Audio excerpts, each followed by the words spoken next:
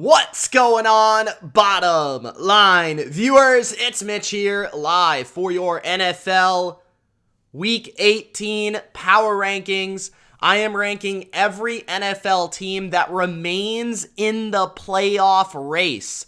That means the top, I believe, 18 teams that are still alive to make the playoffs. I'm skipping all the teams that are already out. So if you're a Detroit Lions fan, a Houston Texans fan, I apologize. I will not be ranking your team. But if you are a team on the edge, if you are a Saints fan, I will be ranking your team. If you are a team in the playoffs, if you are a Patriots fan, I will be ranking your team. So in this video, I'm going to rank the top 18 teams in the NFL. Before I do that, make sure that you do follow my instructions. Gronk, spike that like button. Don't forget to subscribe to the channel and Gronk spike that notification bell for the latest upload. Yes, I am wearing a New England Patriots old school. It's actually Reebok here. Sweater. All right. I'm feeling in the Patriot mood. I'm feeling to rank some football teams. And this is the time, if you guys are new to the channel and just checking me out for the first time, do subscribe to the channel because there is no better time to subscribe to the Bottom Line View than the playoffs. This is playoff time in the NFL. That is the best time to subscribe. So don't forget to do that. You can also follow me and the channel on social media. You can follow me on Twitter at Mitch Milani, where I tweet about sports, the NFL specifically, and much more. You can also follow our Instagram at TheBottomLineView. We posted the Ultra Top 10 Teams of the week earlier today, so go follow us over there. All right, let's kick off some power rankings with, of course, this is the top 18, guys. So the number 18 team is the New Orleans Saints. Now, the reason the Saints are number 18, the final remaining team, the worst of the remaining teams, I should say, is because their quarterback situation. Their quarterback situation just simply isn't anything that gets me excited. Taysom Hill does not get me excited for a playoff run. It does not give me the vibes necessary for a playoff run. Now, is their defense awesome? Yes. They have one of the best defenses in football. They have a pretty darn good offensive line. They have a dynamic running back in Alvin Kamara. And they have an excellent coach in Sean Payton and a very good coaching staff overall. But this Saints team, they need to win and have the Niners lose to get in the playoffs. If they beat Atlanta, which I'm not sure they're going to be able to do, they've got a good chance of making the playoffs. I'm just not sure how far they can go into the playoffs because they'd have to carry Taysom Hill to multiple victories, and I just don't see that defense being able to do that consistently. Have they given teams, some of the best teams in the NFL, some issues? Yes. They beat the Packers. They beat the Patriots. They beat the BUCS twice. They've given some good teams some issues this year, and the Saints have shown that they can match up, play hard, and beat anybody on any given day. But are they a team that can put it and tie it all together? No, probably not. So do they give matchup issues to some higher seeds? Possibly. But I just don't think they're going to be able to put any sort of consistency together in January in the playoffs. And I honestly don't even know if they're going to make it. So at the bottom of the list here, the bottom of the remaining teams, we've got the New Orleans Saints at 18. I respect what they've done. I respect their effort. I respect the defense. I respect the coach. I just don't respect the offensive ability to score a lot of points or the quarterback to be able to lead this team to victories. So at number 18, the Saints.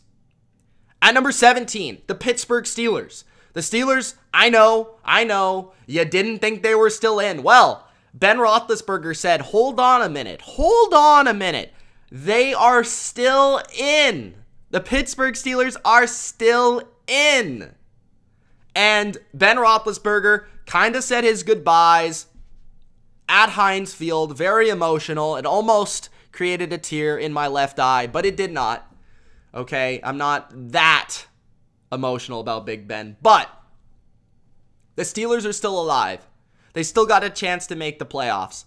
And to me, they're like a slightly better version of the Saints just because I have more faith in Big Ben in a big game than I do Taysom Hill. It's really that simple. I think the Saints defense is better. I think I like the Saints coaching staff better. I think the Steelers have more playmakers though. Najee Harris, Deontay Johnson, ballers. And this is a team that on any given day with TJ Watt, I mean, he can wreck a game. He can make plays. To me, he's the defensive player of the year.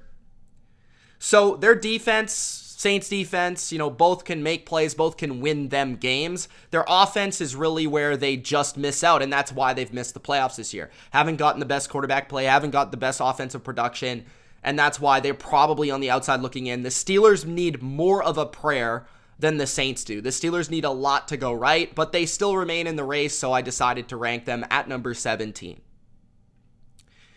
At number 16 is the Baltimore Ravens, and this is a team that's very similar in terms of Pittsburgh that also needs a lot to happen in order to make the playoffs. I simply don't think that's all going to happen in order for them to make the playoffs, but they're a team that I will say this about Baltimore: they consistently show fight. Week after week, no matter who they're playing. Last week, they played the LA Rams. They showed fight to the very end. They're well coached situationally, especially on defense. I think Don Martindale is the coordinator that deserves a head coaching job more than almost any other coordinator. And I feel he's deserved a head coaching job for a very long time. If I'm somebody that has a head coach opening, I am putting Don Martindale on my list of coordinators to interview because he has an impressive resume. He consistently gets it done with less than talent, and he's always at the top of the league in terms of third down, in terms of red zone defense. That is a guy that brings a mentality, a toughness to a football team that I would like to hire as my head coach, but I am not in that position. Regardless, they might have Lamar back this week for their final game of the season versus the Steelers. If I'm the Ravens, I probably just sit Lamar and I say, Lamar, you're out for the year, bro. Take this time. Get ready for next year. We're going to be back. We're going to be better than ever next year. And this is a team that's in a prime position with Lamar Jackson back next year to be a contender in that conference. But this year, they've had so many things go wrong. They've had so many injuries. It's just not their year. So I don't see a point of trying to force Lamar onto the field in order to get a win that could be meaningless. Just like Pittsburgh, they need a lot to happen, and they play in the last week of the season. But this is a team I really respect. I respect their fight. I just don't think things have gone well for them this year. At number 15, the Las Vegas Raiders.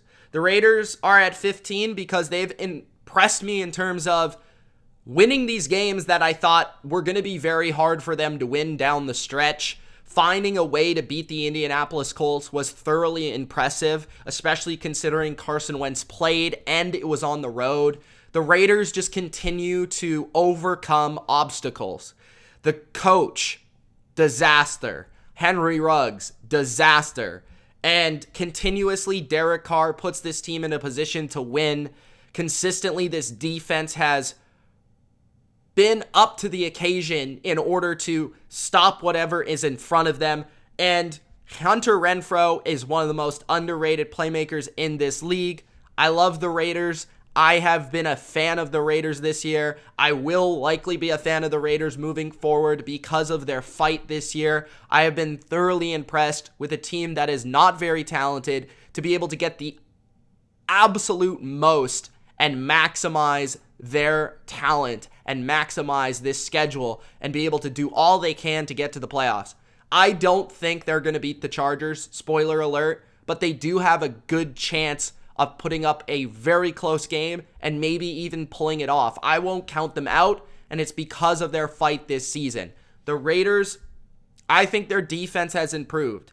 If there is a chance for them to beat the Chargers, it's on the back of both Derek Carr and that defense that has improved, specifically at stopping the run. They've always been good at getting at the quarterback. Gus Bradley's done a solid job. I think the Raiders are a team that everybody should be cheering for because this team has overcome so much this year, and I really, really respect it. At number 15.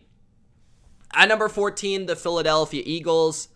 The Eagles are a football team that nobody in their right mind picked to make the playoffs, and all of a sudden, sitting here January 4th, Tuesday, January 4th, at 5:59 Pacific time, the Philadelphia Eagles are a 2022 NFL playoff team. Nobody would have thunk it, but it has happened. I don't know how it happened, but it happened.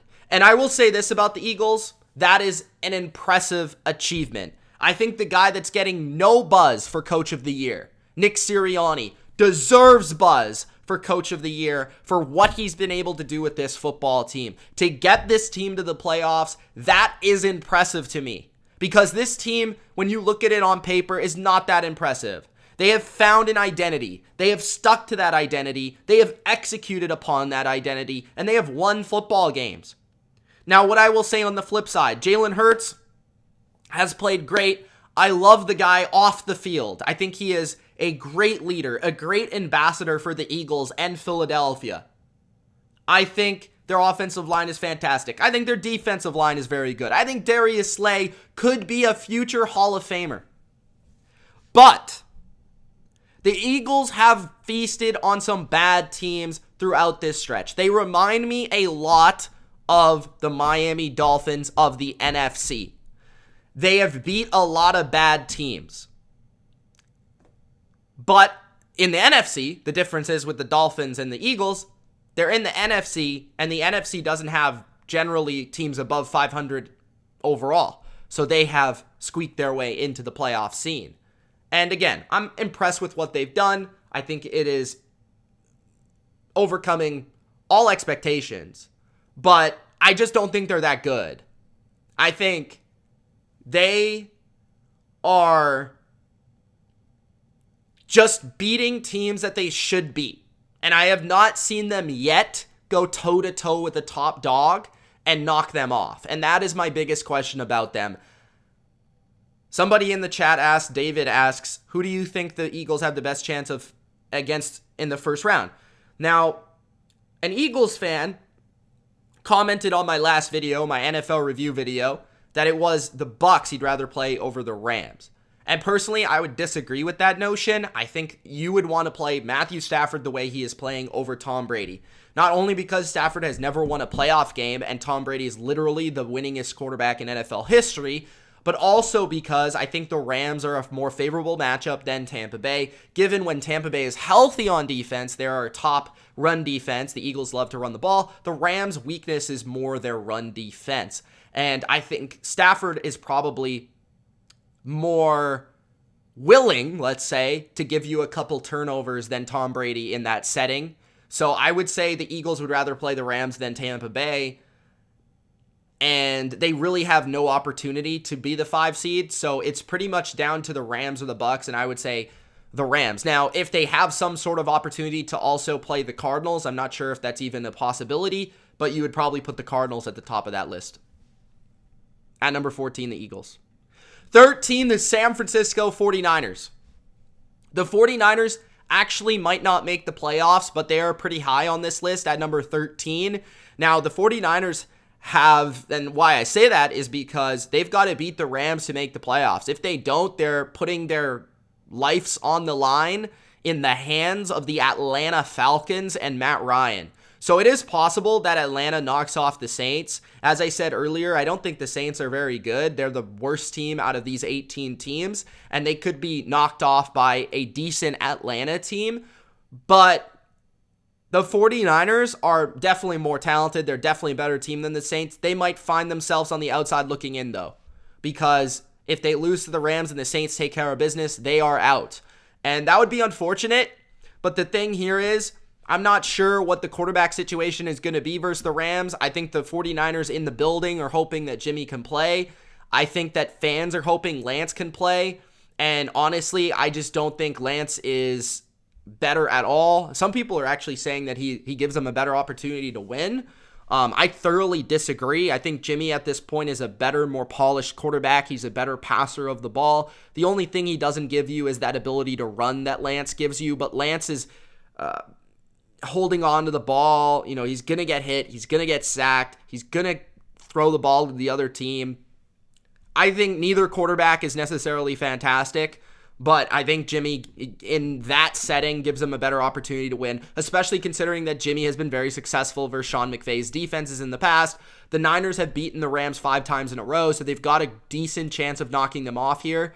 But I look at San Francisco in the playoffs, and I say maybe they could pull off one upset. I think their quarterback position is a big Achilles heel, and the biggest Achilles heel that not enough people talk about, I feel like I talk about it a lot, but their cornerback position just isn't very good, and whenever they're going to play a good passing attack, a good quarterback, they're going to get feasted.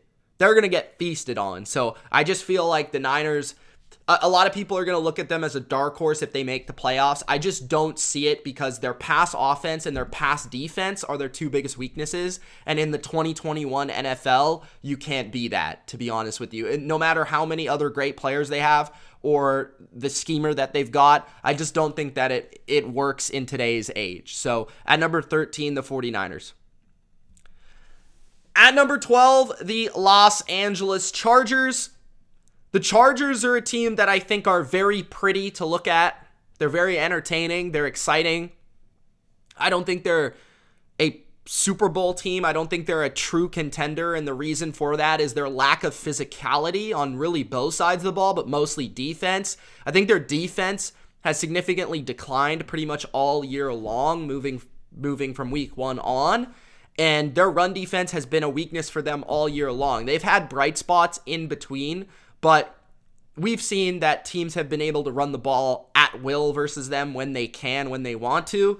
And the Chargers, yes, I feel like if they play the Chiefs in the first game, they'd give the Chiefs a heck of a game. I feel like Justin Herbert and that offense's ability to score in the 30s could potentially knock off a team like Kansas City, who you've got to try to outscore to beat. And given the familiarity between both teams, given that the Chiefs aren't really a running team, it kind of takes the weakness of the Chargers away. So I do think there are certain matchups. Like if you were to say that the Chargers matched up with the Bills or matched up with the Chiefs and they just outscored them, I think they would win. Now, where I'm concerned about the Chargers, or they could win, I'll say, if the Chargers match up with a more physical team, a team like Tennessee, a team like New England, I think that's where they get beat down, and it could be ugly. So the Chargers are kind of a interesting enigma because they are very fun to watch. I just don't think they have the versatility as a football team to be a championship football team, if that makes sense. At number 12. At number 11, the Arizona Cardinals. The Cardinals impressed me with the win over the Cowboys. Like I said, I do think the Cardinals match up pretty well with the Dallas Cowboys, and I think this is the matchup that they would like in the first round. If they can get it, the Cowboys at number 4, the Cardinals at number 5. The Cardinals feel as confident to beat the Cowboys as any other top dog in the NFC, and I think it gives them the best opportunity to advance to the divisional round. Kyler Murray, just something about him in Texas, being from Texas, being a homeboy from Texas. The guy is amazing in that stadium. He's amazing in Texas. He just comes up and he plays his best football. The offense, I think, is built to beat the Cowboys in terms of the Cowboys play a lot of risky kind of man-to-man cover one coverage. Kyler can beat it over the top, or he can beat it by extending plays and running around and scrambling, right? And without D-Hop even in that game, they were able to feast on those coverages. They found a way to run the ball. I think Cliff Kingsbury has a good understanding of how to attack Dan Quinn's defense. On the flip side, I think they've found a little bit of a weakness in the Dallas Cowboys in terms of attacking the pocket, blitzing, and they did a really good job at stuffing the box and not allowing Zeke or Tony Pollard to get anything going on in the run game. So the Cardinals are going to be a difficult matchup with the Cowboys. It's most likely going to happen. I was really impressed by that game. But when you look at the Cardinals long-term from a contending standpoint, I think there's a few weaknesses that they do have. I think Cliff Kingsbury as an overall game manager and as an overall game planner is not my favorite of the bunch in the NFC. He's probably one of the weaker ones. I think when he plays Mike McCarthy, it kind of evens itself out a little bit because they're both kind of not so smart in game management decisions. And then defensively, they've clearly shown that they have issues at cornerback. They have issues with size in the middle of their defense to be able to run the ball on them. So I think the Cardinals are, because of Kyler Murray, a team that could knock anybody off with their best game. But I also think they're not a team that can consistently win in the playoffs due to their weaknesses. At number 10, entering the top 10, we've got the Indianapolis Colts. The Colts, I think, had a big-time loss for more than just their record last week. I think the thing about the Colts that was really interesting was their long winning streak, their continuous nature to put together victories at the end of this season and to continue to ride the momentum. Whenever you're a dark horse, wild card type team, momentum is very important to continue to build on, to continue to feel yourself entering those playoffs. And the Colts dropping a game to the Raiders is a huge blow to that potential run. Carson Wentz basically is this team's Achilles heel. And it's not just shown by his play, but it's shown by how he plays and how they manage him. And that is the most important thing. Frank Reich refused to pass the ball last game versus the Las Vegas Raiders until he absolutely had to. And I think that said all you need to know about Carson Wentz and their confidence in Carson Wentz, quite frankly, because I don't think they want to risk him throwing the ball to the other team, getting strip sacked, making a stupid, boneheaded play. And Wentz is due for that in the playoffs. Now, the other thing about Wentz is I feel like he has the capacity and the talent to have one excellent game, but he's like a roller coaster. I feel like one game he's going to be amazing and the other he's going to be a downright disaster and will lose you a game. So with the Colts, because of Carson Wentz and his overall nature, I feel like this team can upset many of the best teams in the AFC, but could also lose to any of the teams in the field because of Carson Wentz. Their defense is solid, but I don't think it's fantastic. It kind of is solid in all areas. I think they're better versus the run than the pass. Offensively, they're definitely dynamic running the ball with Jonathan Taylor and can give teams like the Bills fits in that area, and they could very well be playing the Bills in the wild card round, which I think would be a fascinating matchup, and we'd see that rematch. But yeah, Carson Wentz just scares me overall. You lose to the Raiders, a team that you're a lot more talented than, a team that you're at home, a team that everyone expects you to win, and you lose at this point in the year is very concerning. At number 9 is the Cincinnati Bengals. The Bengals were explosive versus the Kansas City Chiefs, and that's exactly what they are. They are similar to the Chargers, in my opinion. I feel like they're young football teams that when they get hot, they are very tough to beat because they've got dynamic playmakers. And the Bengals, more so than the Chargers, have a trio of receivers that are absolutely dynamic, hard to cover. You are really, really, really playing risky ball if you're trying to play man-to-man on a consistent basis with Jamar Chase, T. Higgins, and Tyler Boyd. You're going to get yourself in trouble. Their offensive line is a huge weakness, though, and if you have a good four-man rush, you can have the ability to play more coverage and take away the deep ball of Jamar Chase, force Joe Burrow to hold on to the ball, and allow your four-man rush to get to the quarterback. That is their weakness that I want to see if a team can take advantage of that in the playoffs. Defensively, they've been kind of solid all year, but lately they haven't been as great. The Chiefs kind of did whatever they wanted offensively versus the Bengals in that game. And they've gotten a little bit worse against the run all year, and that is concerning entering the playoffs. So I think their defense is a little bit of an Achilles heel right now, and I wouldn't have said that earlier in the year. And as good as Joe Burrow is playing, I just don't know if I have enough faith in this team, led by Zach Taylor, to string together victories because they're so reliant on big plays. They're so reliant on explosive ability that can come back and bite you when you need to be consistently throwing the ball, running the ball for first downs, on long drives, possessing the ball. I understand that explosiveness really does help a team win games, but it can also hurt a team when it's going the wrong direction. We've seen games for the Bengals where one play they'll score a touchdown for 50 yards and one play they'll throw an interception, or one play there'll be a fumble. And that's just the way this team has been all year. I think they're a little young, they're a little immature, and they're a little less consistent than I would like. But they have massive upside to be able to pull off a win even versus the Kansas City Chiefs, as we saw. At number 8, the New England Patriots. I've got the Patriots at 8.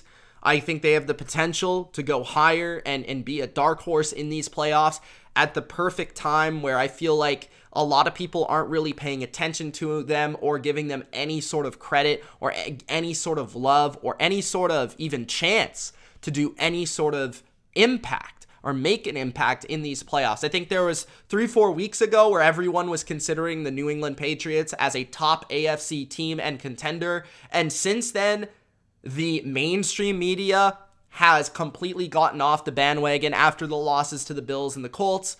Everybody got off the bandwagon. And I think now for New England, they can slide in right where they want to be, which is as the underdog. And I thoroughly believe in the AFC. They have the best defense entering this playoffs.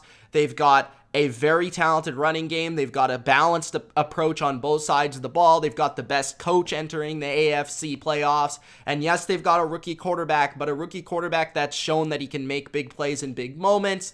And I just wouldn't underestimate the Patriots. Are they a favorite? I don't think so. They certainly need things to go their way, but they're as good as anybody and have as good of a chance as anybody, and they've proven that they can play with everybody this year. So, especially if there becomes games where it's bad weather, I think that favors a team like the Patriots. So at number 8, the New England Patriots. I just believe in them more than the Bengals, the Chargers, the teams like this where they're a little bit less consistent. So at number 8, New England. At number 7, the Dallas Cowboys. The Cowboys, I don't know. It's a funky feeling about the Cowboys. I should have almost put them a little bit lower than this, even below New England. But Dallas has an upside that I think is really, really compelling to me. They have the dynamic wide receiving group, an offense, an offensive line, a quarterback that can score 30 on any given day, that can go off on any given day, and that allows them to beat any given team. Defensively, they are very, very, very high risk, high reward. They play a lot of man coverage. They force you to throw into tight windows, but they can also be burnt for big plays. And because of that, they allow their pass rushers to get to the quarterback. They've got 4 really dynamic guys, but they can also be burnt. I think we saw that versus the Cardinals, where this is the thing about Dallas.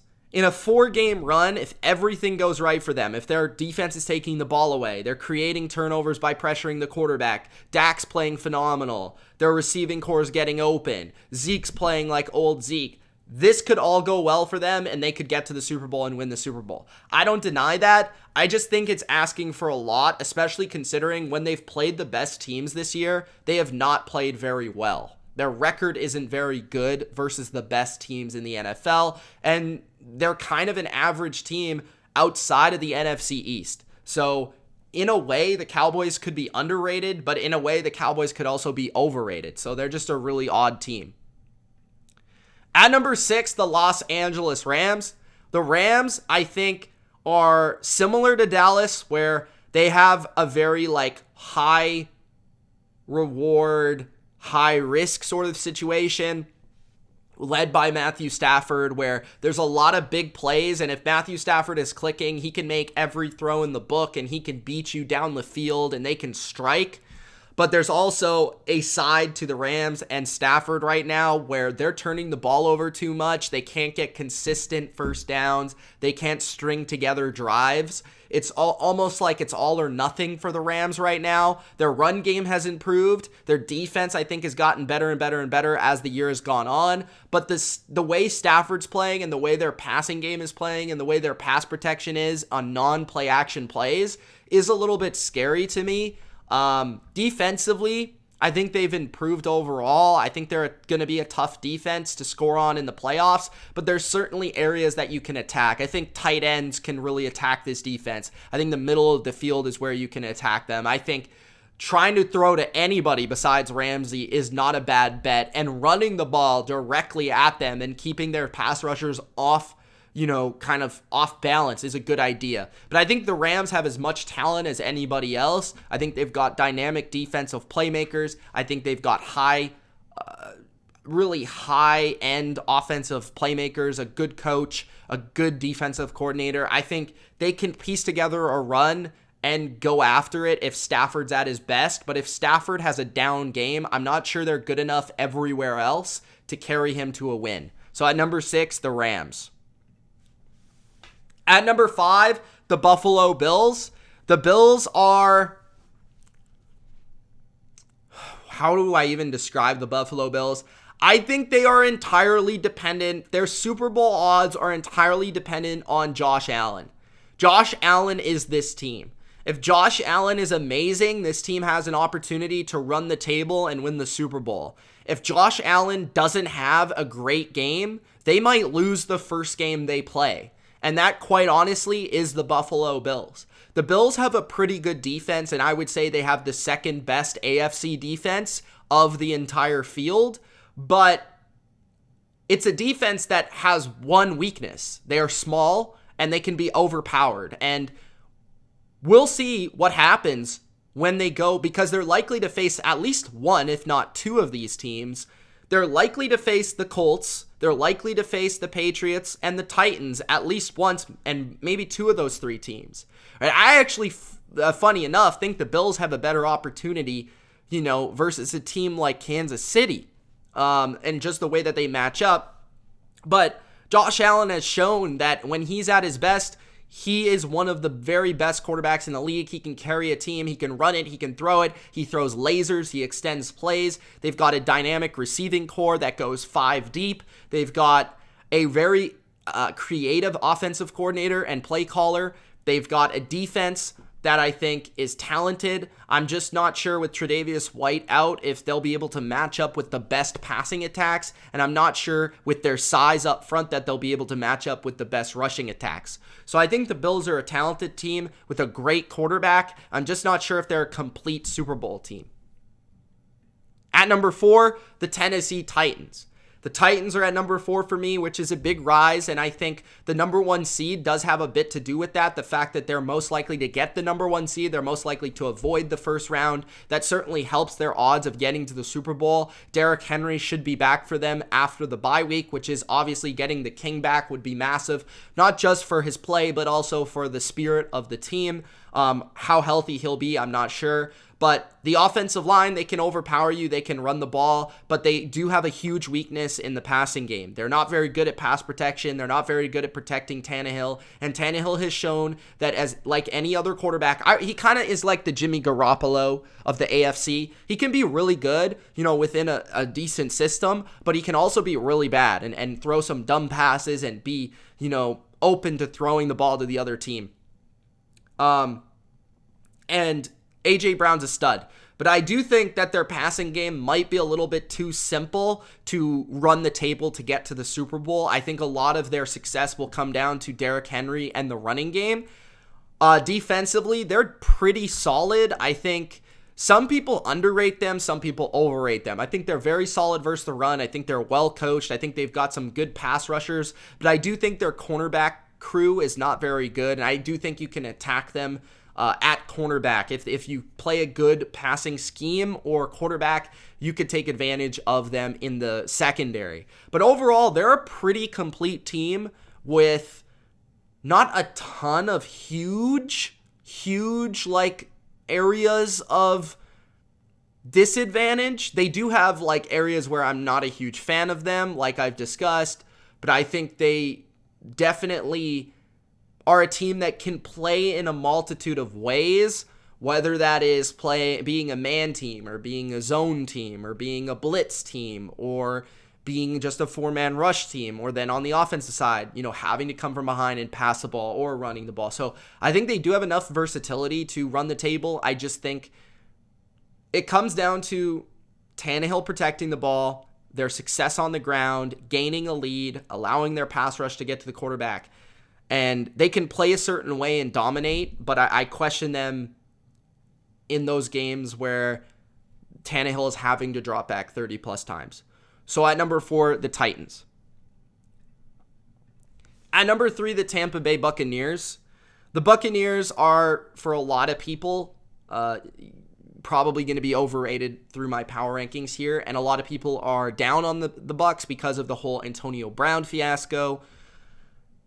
But what I'll say about this is they did not play well versus the Jets, specifically defensively. They only allowed 7 points in the second half, but in the first half they weren't very good. And a lot of that really comes down to their injuries. And my analysis is based on their health. So as long as the Bucs have Levante David, Shaq Barrett, JPP, their defense, their starting 11 on defense, this is a team that is very difficult to beat because they have a very good front seven. I think an underrated secondary, a creative coordinator that is going to be aggressive, and offensively, they've got Tom Brady. Like, I don't care what you say, he's the best player in this sport. He proved it again versus the Jets. He had over 400 yards. He came back with no time left and still won the game. With playoff Lenny in there, Mike Evans in there, Gronk looking good, and the best offensive line potentially in the sport, this is a team that even without their other complementary pieces, AB, Godwin, sure, would they love to have those guys? Of course. That makes them probably the favorite to win the Super Bowl. But without those guys, I still don't think you should discount this team at all for making a run here. I think guys like Cyril Grayson have stepped up to the plate. Brashad Perryman has stepped up to the plate. These players have provided some plays.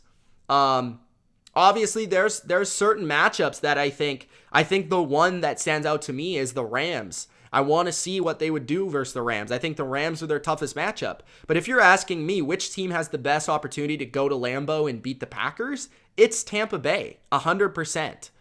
So for me, Tom Brady cannot be discounted. I've seen him do far more with a lot less, and I think they're still a championship type of team. And that's the thing about them. They just won the Super Bowl last year. They have that pedigree and that experience and the ability to flip the switch in this moment. And I think that is very important.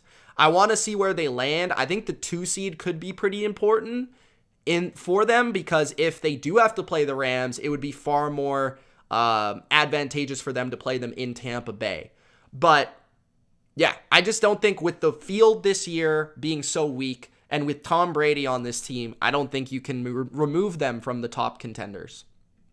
At number 2, the Kansas City Chiefs. And this is what I'm talking about. The field is very weak this year. And the top AFC team for me and the team that should be favored in the AFC is the Kansas City Chiefs. And I think this is an example of the field being weak. The Chiefs aren't very good. They just lost to the Bengals. Like, all of these teams have a decent chance of making a run. And that is exactly my point. But when you look at the Chiefs, just like Tampa Bay, who are you going to trust in these big moments? And to me, the Chiefs got Patrick Mahomes. They've got Tyreek Hill. They've got Travis Kelce. They've got Andy Reid. They've got Chris Jones, Tyrann Mathieu. They've got championship players. They have a championship team. They know what it takes to win. And their offensive line has impressed me the way that they're playing. I think the running game has improved. I think that they've got 2 of the toughest guys in the NFL to cover. And I've seen DeMarcus Robinson. I've seen Byron Pringle come up and play better down the stretch. Defensively, they concern me. I think their safeties suck. I think their corners can be had. I think their linebackers are very iffy. But Chris Jones can make some plays, and he can wreck a game. And Spagnuolo's a very good game planner, especially in the biggest games of the year. And if he plays you twice, that's definitely something that you got to be aware of. So I think the Chiefs could easily be eliminated in their first game, but I think I could easily see them winning the Super Bowl as well. So they're just the most trustworthy AFC team. Even if they've lost to a lot of these teams already, I think I'd still probably give them the edge in a lot of these matchups. So at number 2, I've got the Chiefs. And my number 1 team is the Green Bay Packers. And there's a big reason for this. Now, I'm going to give some positives and a negative that I don't really talk about very often. Because you guys hear how I talk about the Packers. I think they're a good team. I think they're deservedly the number one team in a lot of power rankings. But I do think that they're a little bit overrated. And I've said that for many weeks. I just think they play too many subpar teams in close games. But I will say this. The Packers should be getting healthier entering these playoffs, whether that's adding Alexander, that is adding Bakhtiari. Whoever is going to come back for them is going to increase their productivity on both sides of the ball. Bakhtiari, Alexander, Zadarius Smith, whoever's going to come back. That makes them a more talented team. Lambeau Field gives them a big edge. They're much better at Lambeau Field than they are on the road. And Aaron Rodgers is one of the best in the game and arguably the MVP of the NFL. Now, they have consistently won games, and that's why they're number one. They have rarely lost. That is number one. They have rarely lost. So that is their consistency. Their ability to just continue to defeat who's in front of them is why they're my number one and why I think they should be favored to win the Super Bowl. The thing with the Packers is, and I think this is a factor, and you guys let me know what you think of this. I saw a report today on Twitter, okay, that said that one of the MVP voters is not voting for Aaron Rodgers because he doesn't like him as a human being. He said he's one of the worst humans in the NFL, and I think he said something pretty bad about him, but he basically, he brought up the COVID situation, he brought up a couple things, but, Aaron Rodgers and the offseason drama and Aaron Rodgers and the whole thing that I think he puts over the team. His ego, right? I do wonder if that is a thing. I do wonder if that is a reason this team has lost the last two NFC Championship games.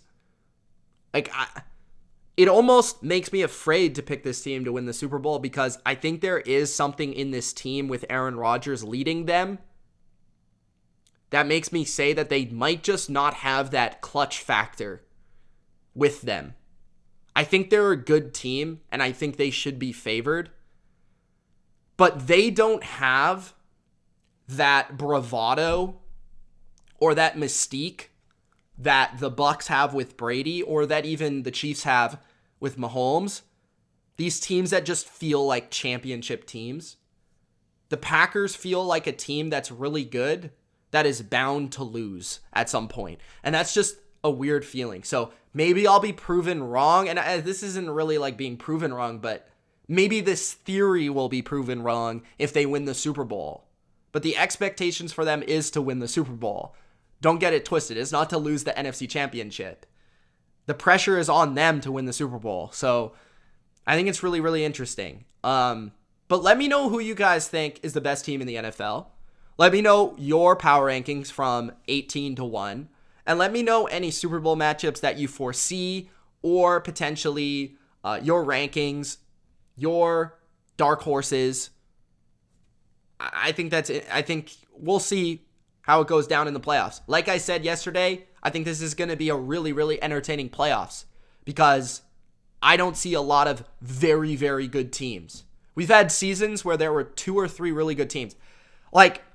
Just for reference, going back to watch the Tom Brady documentary, the 2014 team, and I might have to make a video essay on the 2014 NFL. The Packers, the Cowboys, the Patriots, the Seahawks, those 4 teams were unbelievably good teams. If you inserted any of those teams into this ranking, they would all be at the top 4. You know what I mean? There's certain seasons where you just look at some of these teams. If you put a team that lost the Super Bowl, if you put the 2014 Seahawks in this ranking, they would be by far the favorite to win the Super Bowl. That is the funny thing about the NFL sometimes. Sometimes a team that lost in the NFC Championship in 2016 might be better than a team that was in the Super Bowl in 2020 or whatever, right? So it's just weird. But yeah, that is how I feel about this year. I just feel like this is a year where upsets could happen because I just don't think there's much separation between the top dogs and the bottom dogs, between the underdogs and the top dogs. So thanks, guys, for tuning in. Appreciate everybody watching this live and after the fact. If you're watching this after the fact, get in that comment section and let me know how you feel about my power rankings. Thank you guys all, sports fan, Natasha, Joshua, Elijah, Tampa Kingdom, Samuel, Lego My Ego. Who else we got in here? Benny, Leroy, Busboy. Thank you guys for joining, man. All right. It's Mitch. Peace.